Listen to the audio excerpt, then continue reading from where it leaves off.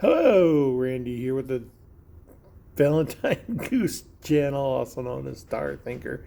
A little under the weather. Don't think I got my voice completely straightened out. Hope you like the other videos. If you haven't, go watch them. My daughter is really excited about doing those, and she doesn't care if anyone watches them or not. She has a lot of fun doing those. And I'm here to talk about DB Cooper was here. So, I really like the story.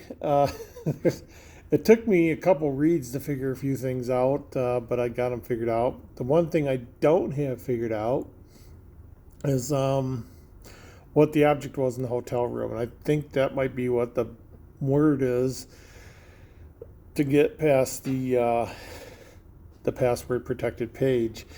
But yeah, I like this story. I like how it's laid out. I like how you had to figure out what was going on, and it's kind of a mystery. Oh, that's the other thing I couldn't think of. Okay, so DB Cooper jumped from the plane, and they assumed, they probably had a tract of land where they were like, okay, he probably landed somewhere in here, and they were searching that, and they searched this farmer's land. And I don't understand why he went back to the farmer's land. Um, that part didn't make any sense to me, so I'm not sure what that was about.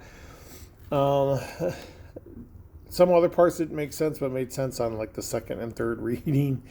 But the one thing, like I said, the thing in the hotel room, we know it's larger than the door. We know it's made of 1,000 pieces. We know that he put his hand on it and it rocked.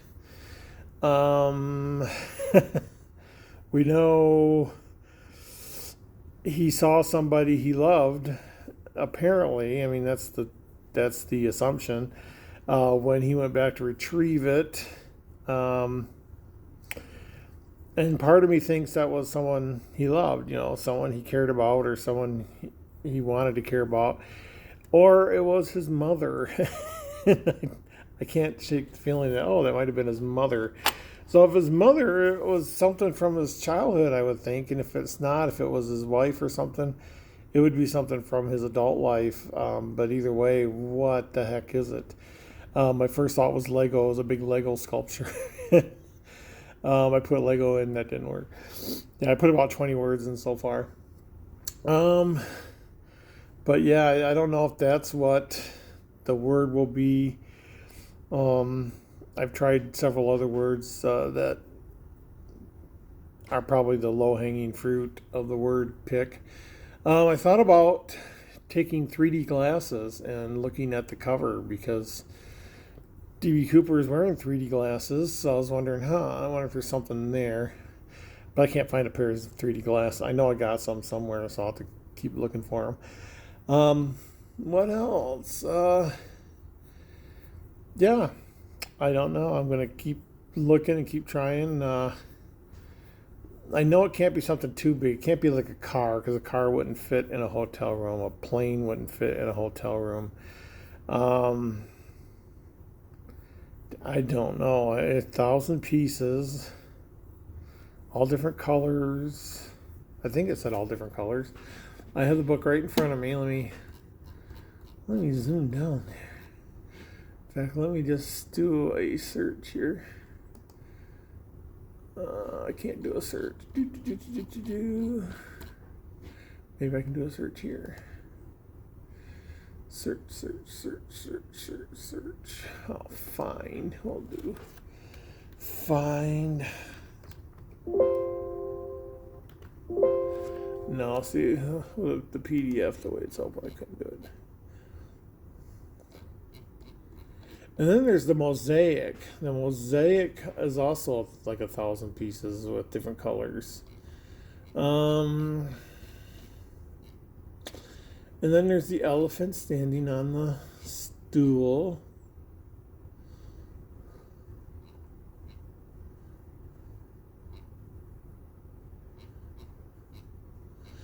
Sorry, silence. No, dead air. Ah! See, why did he go to the farmhouse? And if he was back in time, how did he have a cell phone that was working?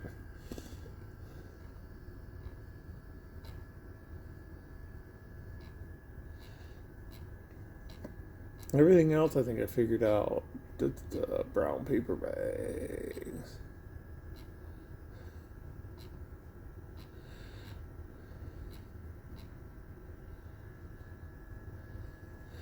There it is. I walked over to it, and each of the thousands of pieces were once again familiar as I touched them, delicately with the tips of my fingers. The smell, the feeling, and the colors were a sight that brought the most extreme emotions to my body I've ever felt. I cried and shook as I rolled it slightly in place. See, he rolled it slightly in place. Thousands of pieces.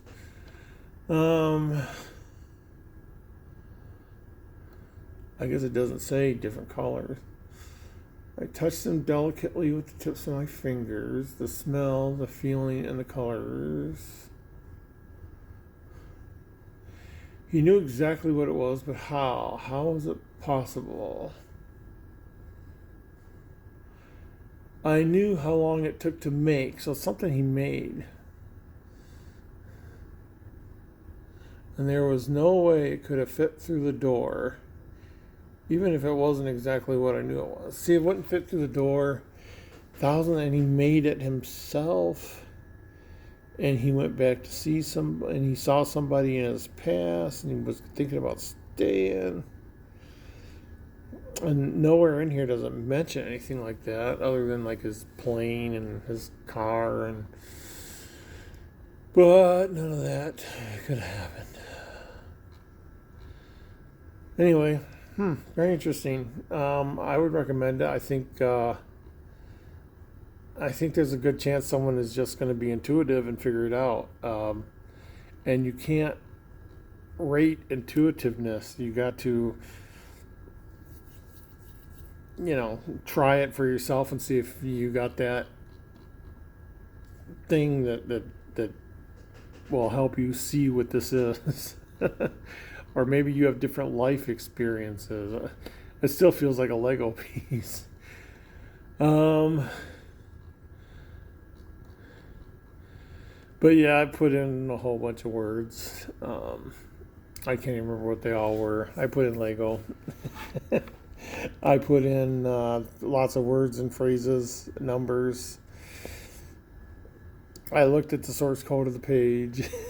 There's just no way around it. I can't figure out what it is. I think if I knew the word, I would know what that object was in the room. So yeah, I would recommend this hunt.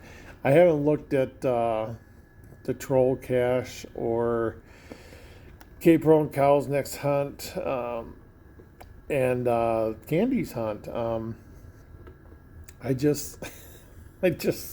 don't know. I might one payday just get them all at one time and just see what happens. But anyway, yeah, there we go. Popcorn hunts are popping up again. Popcorn hunts. It's funny how they all happen at the same time. But House of Asunder, DB Cooper, Troll. I don't know what Cape Roan Cows. I can't think of what the name of it. The Great Adventure or something like that. But yeah, they're all coming around. I think they're learning lessons from past mistakes. And, they're moving forward. Yeah, I'll have to try to keep working on this one. I'm still working on Xavier Marks and the new clue, and not much going on with the Beacon Star. I don't think anyone's even working on it anymore. But yeah, this is a pleasant diversion. So anyway, I'm here at work. Of course, it's the holidays, and we have a thing here because so many people are on leave. So many people are gone. So we call it just keep the lights on. We're just kind of standing by for stuff in case it breaks and whatnot. All projects are suspended this time of year. Because year-end processing takes place, we don't do any server work or anything. We don't want to crash anything before payroll does our taxes. So, yeah. And I got my cannon, which I shoot off every night. at midnight and wake everybody up in the building. So yeah, that's my life lately. I am working with my daughter on her webpage. We're trying to figure out ways of doing it. We've been experimenting with ways of recording and editing and stuff. And iPhones are rotten. Oh, I hate iPhones. Every attempt to get the video off an iPhone, we would get just the sound, or it was just awful. I had to download at least 6 different programs and iTunes and all this stuff and gunk up on my computer, and then I finally was able to get it. And I hate iPhones, but I've got a new way of doing it now. We got a dual camera system, and we'll do that next time and see how it goes. Anyway, oh yeah, I enlarged my studio. Only now I got to figure out a way to keep the cats. The cats jump over the back of the desk and right on my keyboard of my laptop. And either they jump on the lid and the lid slams and the camera goes flying and everything else breaks down.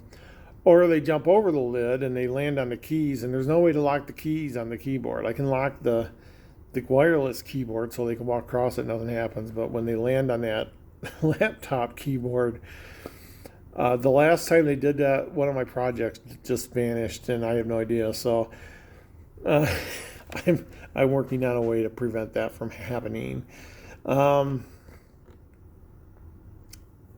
Anyway, that's the cats and the squirrel. I got a squirrel up here now, and we're just keeping the lights on. I'm waiting for the phone to ring. I'm really surprised it hasn't rang yet, because we went through a 5-day power outage, and then we had a 4-day weekend after that. And I'm really surprised everything came up and running. But around 6 o'clock is when 5:30, 6 o'clock is when the phone starts ringing off the hook. And I'm just kind of biding my time until then. I'm doing some cleanup and, some busy work. But we're not supposed to start any projects or anything. And I got a project sitting there and a project back there. And over my shoulder, you can see this project. But yeah, we don't want to mess anything up before year end, so we just kind of put everything on hold.